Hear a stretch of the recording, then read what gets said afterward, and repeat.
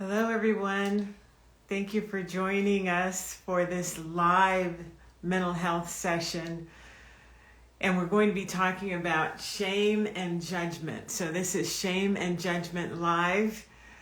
And thank you for joining Talkspace. And Dr. Brandt, thank you for having us. My name is Dr. Karmen Smith, and I'm a licensed therapist with Talkspace. Just very privileged to be here. And just a little bit about my background. I'm retired from Child Protective Services, where I served families that have been abused and neglected, so children and the biological parents, and worked with foster parents as well. So what happened was I experienced a lot of shame and judgment. Shame on the basis of the parents felt shame, and they showed judgment and very judgmental towards everyone around them. So this is how I look at shame. Shame is a feeling that we have based on our self-talk and society self-talk. And judgment is how we push that horrible feeling away, and we also often judge ourselves very harshly.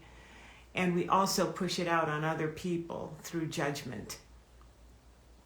So that's one way of looking at shame and judgment. And I'm so glad that we're having this important conversation today, because we need to understand it in order to combat it, if you will.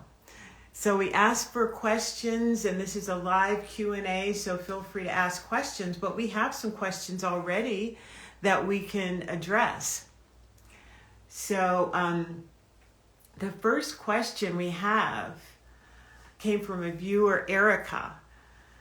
And she says, what advice do you have for clients who are experiencing judgment around mental health diagnosis, a recent mental health diagnosis?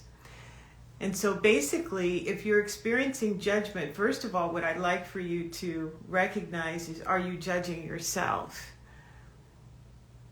You know, what are some of the feelings and thoughts you have around that diagnosis yourself? And based on how you feel about it, like if you feel shame, I'm not talking about other people's opinion, but if you feel shame within yourself, then look at some of the judgments and how you are perceptualizing that diagnosis. Because once you change your perception away from shame and judgment, it's much easier. You won't be triggered by other people's judgment. So I hope that's really, really helpful, because one of the things in therapy is what you're looking at is how you talk to yourself, your self-talk. How do you view your diagnosis? Do you view it in a positive way? Like, oh, finally, I have a label for this. I know what I'm dealing with now.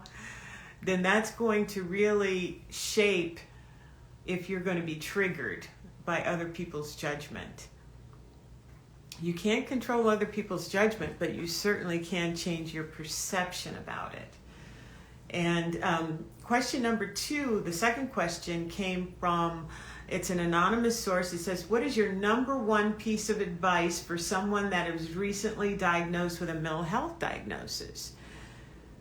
Well, that kind of goes back to what I was saying with Erica, is that the number one thing is, what is your self-talk telling you? And if you are telling you, oh, finally I'm getting help for this, this is great, I'm aligned with a really good therapist that understands me and connects with me, I am giving myself the opportunity to take a look at some of my thoughts and how they've been shaping my life. And so if that is your perception, then you are just like in a higher place in dealing with this. If you're in a lower perception, of course, you're exposing yourself and you're being triggered by everybody else's opinion about mental health.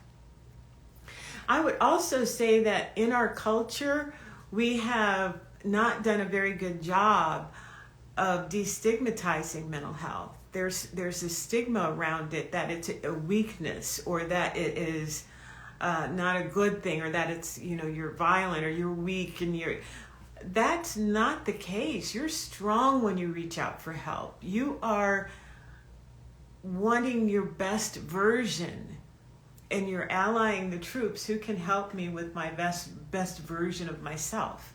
So this is not a sign of weakness when you're looking for help with your mental health. And we need to destigmatize that in our movies and our TV shows and all of that kind of stuff, which further puts a stigma on mental health. We don't put a stigma on a broken arm.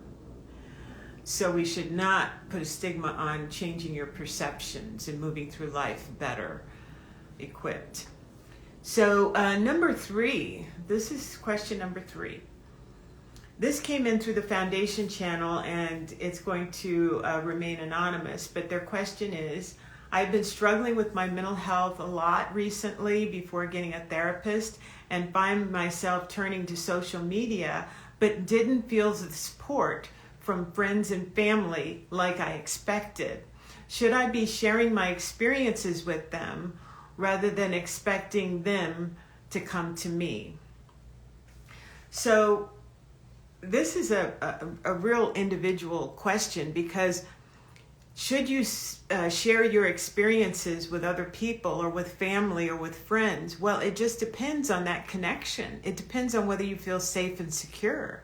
If you don't feel safe and secure with your family and your friends, it's okay to seek outside help from a therapist or whom you feel really connected and close with and secure.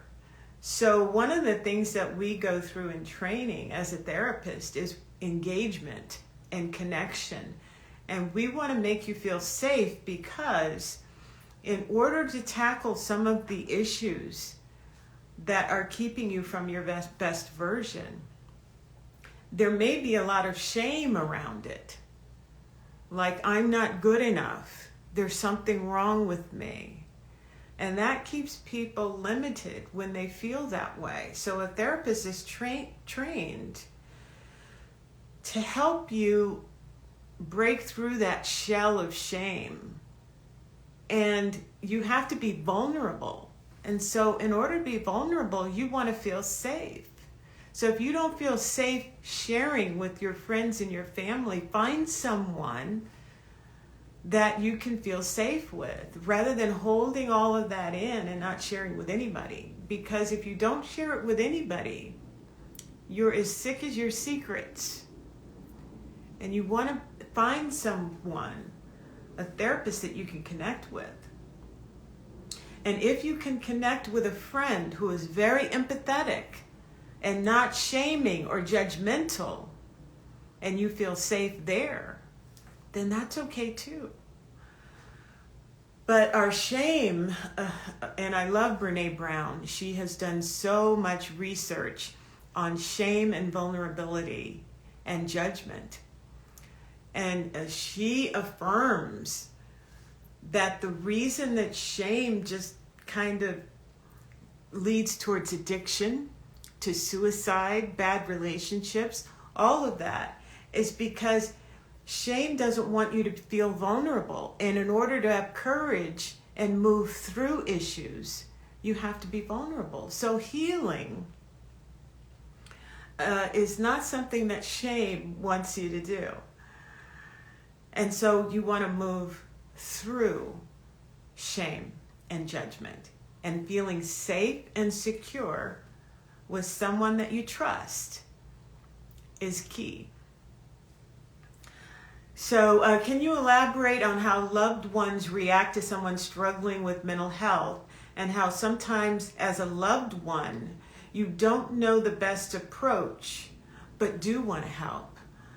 Well, especially in these times, we're living with people sometimes that are dealing with depression, and you love that person. They're dealing with anxiety, and you care about that person, but you don't know how to help.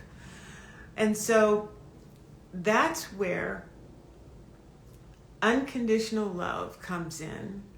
Non-shaming. Make sure you're not shaming that person, making them feel with a judgmental attack that they should be better or that they're not trying hard enough. That it adds to shame. So you want to be encouraging of them to get whatever help they need and not make it like there's something wrong with them, because as you can see, that person already feels like there's something wrong with them. If their loved one layers on top of them more negativity, and your intention may be to help, but you're doing it in such a shaming way, that can drive a person even deeper into anxiety and depression. So an encouraging way would be a non-shaming way. And so I hope that helps, because a lot of people feel, and maybe they grew up this way, thinking that the way you help somebody is you criticize their faults. Well, that's not how you help somebody. But I totally understand if you grew up that way, because I know my dad grew up that way. If there was something, if he was feeling depressed or down, he was shamed for it. He was said that there was something wrong with him, and that drove him into addiction. So I just want you to know that I understand it, but it's not a way of healing. And also, I think this may have something to do with the next question, because there was a question later on that has to do with family. So the fourth question came from Chelsea. I've recently been diagnosed with anxiety. I have a family member that doesn't really understand the diagnosis and judges me, saying that everyone has anxiety and it's not a big deal or a real issue.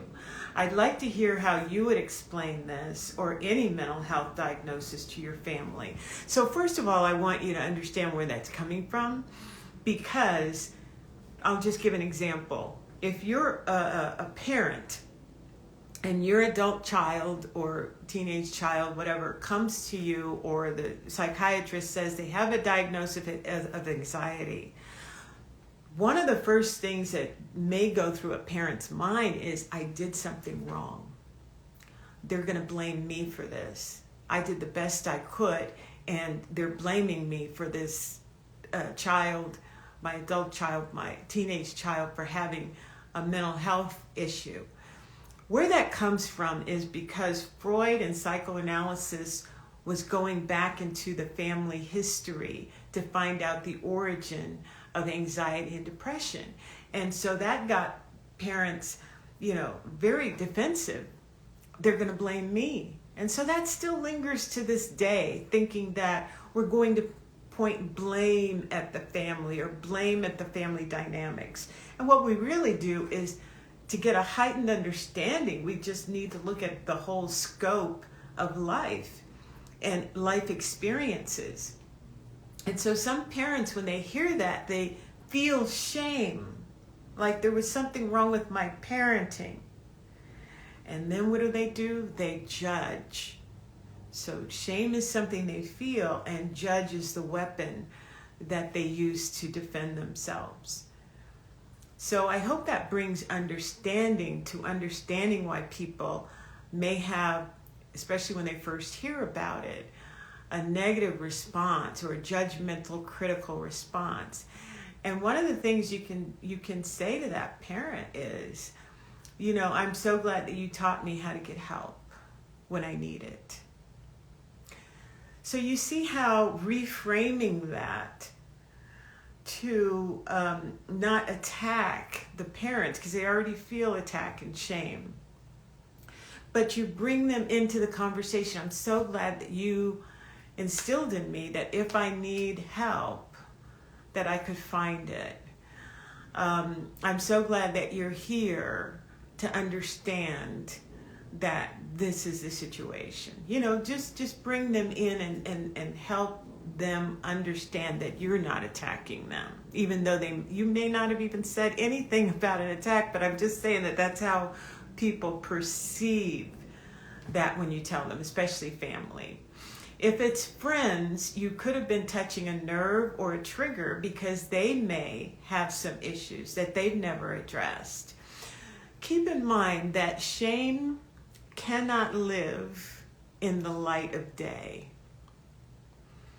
So when you're a friend and you start talking about some of the things that, and you feel safe enough, and you're saying, I'm getting help for this, and I'm getting help for that, and I journal, and this really helped, you're actually unlocking it for a lot of people, because then they're able to say, well, you know, I have this thing that I've never addressed.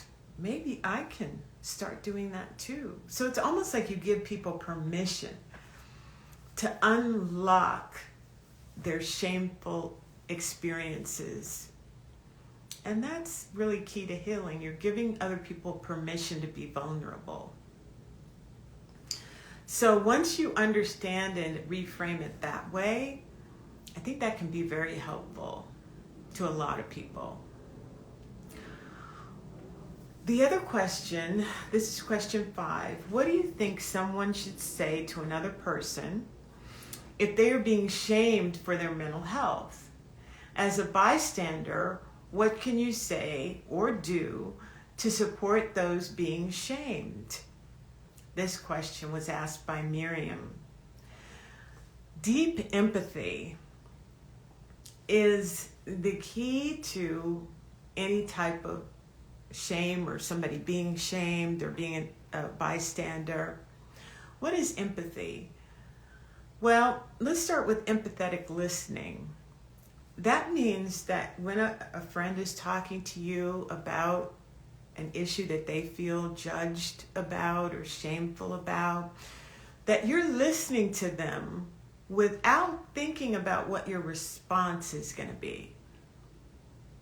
Because that's really how most people listen. They're like, okay, just give me something so that I can think of my response. Or I'm going to already think about my response no matter what you say. So that's not empathetic listening. Empathetic listening is really listening to that other person and the nonverbal cues. You're listening to the words, but you're also listening behind the words to maybe the sorrow, the sadness, the anxiety, the apprehension, and the shame around it. And as they start to talk to you and you're hearing the other layers and levels of communication, you're really with them. And so when you're really with somebody, they do not feel alone. And most people that are feeling judged and shamed feel alone. But when someone is empathetically listening to them and taking their time with them, not with an engagement, got to get going, don't have time for this. But when you're really with someone, that's when some of the layers begin to lift off and you're really able to be with them and they do not feel alone. And when you're in the Me Too movement and we were talking about all of the things that were going on and somebody put hashtag Me Too, it was just like that person was not alone.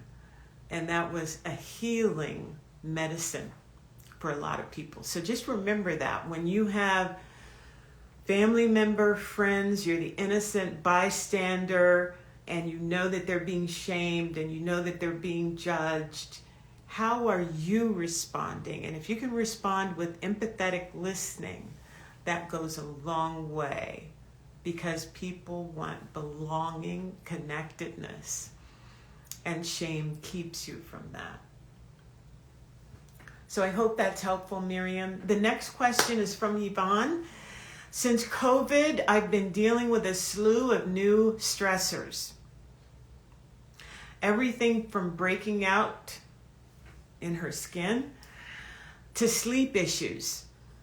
I know it's not only me, but is there any advice you have for people experiencing this right now? Well, we know that stress does show up in your skin. Stress does show up in your body. So I remember years ago, I was watching Oprah and Deepak Chopra was on. So this was probably in the 90s. early 90s. And he said that spirituality, psychology, your mental health, and your physical health are all connected. And I remember the audience was just like, oh, because back then, I think we've come a long way, but back then we thought it was all separated.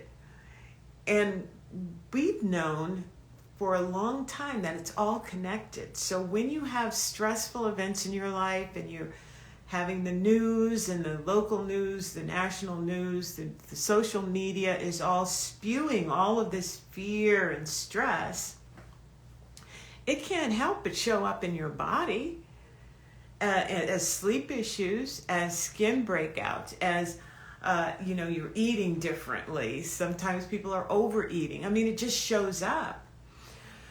And so one of the things that I focus on is self-care. And what does that mean? That means that be aware of what's going inside your body, whether that's the food you eat and also the news you consume. All of this has an effect.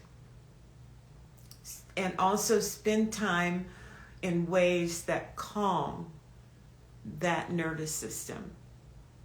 Whether that's meditation, walks in nature, journaling, artwork, crafts, singing, dancing, doing a garden, whatever it is. Some people have gotten pets through this whole pandemic. And why? Because it's one of the things that you can do to calm your mind. Pets and babies. They remind us that love is the best medicine. Love and laughter. So if you can include more of those things in your self-care, you'll notice that it'll show up better in your physicality and your mental health. It's all connected. So that would be a way. Now, question number 7. What are 3 things you wish everyone knew about mental health, especially on World Mental Health Day? Well, I would love for people to know that there's a place that you can go within yourself, whether that's through meditation or art or however you get there. This is what I call true spirituality. It's finding the power, the courage, the love, the bliss, the happiness inside of you. Because once you attach your happiness to an outside entity, you're actually giving away your power. You're relying on something or someone else to bring you happiness. What I'd love people to recognize is that happiness is an inside job. And once I discover that happiness strength, then I can tackle a lot of the things that are going on outside. But if I'm depleted inside, I can't do anything outside of me. I'm overwhelmed, I'm tired, I'm had it up to here, but I've got to fill my cup first. And then I can give to the world.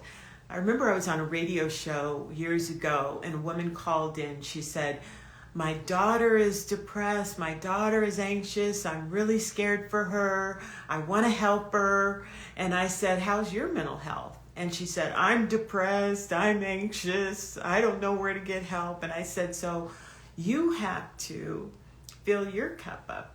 And finally I said, if you had no money at all, and your daughter needed $5, you couldn't help her because you wouldn't have the $5 to give.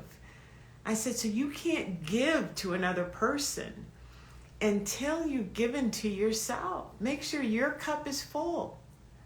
And then I can give from the overflow. And nobody thinks, well, that I'm depleted, because I'm not depleted at all.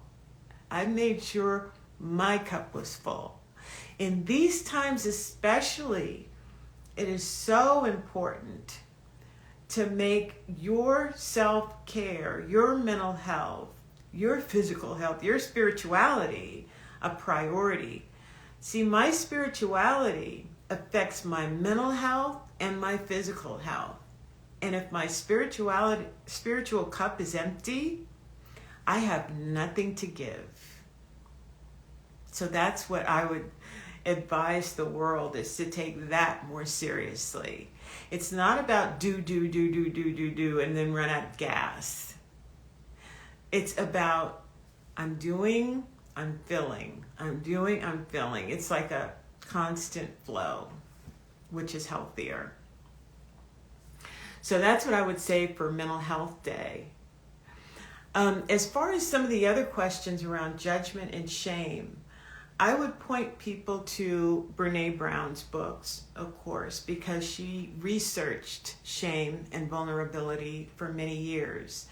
And also, I would say that when you see a lot of anger and a lot of frustration around the racial issues, that when people are confronted with racism and they get extremely angry and defensive, what you're seeing there is shame.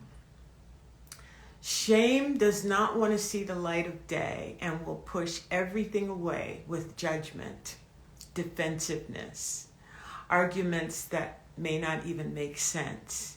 But I just want you to know that shame is real. Shame keeps racism and a lot of other ills in place. And what do we need in order to get that nut cracked and have more people engaged in this? Empathetic listening,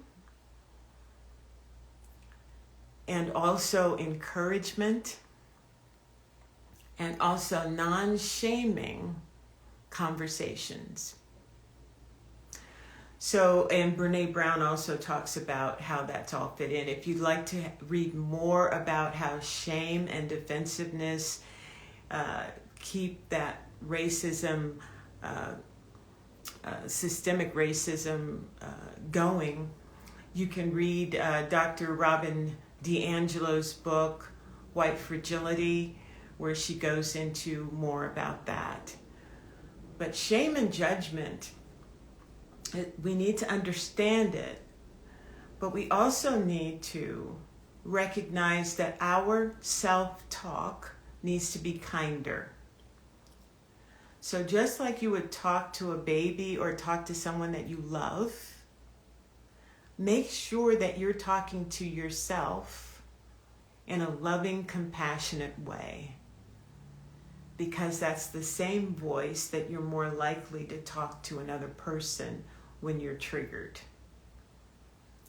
So that nice, beautiful, compassionate voice, empathetic voice, should be in you, and you can practice that.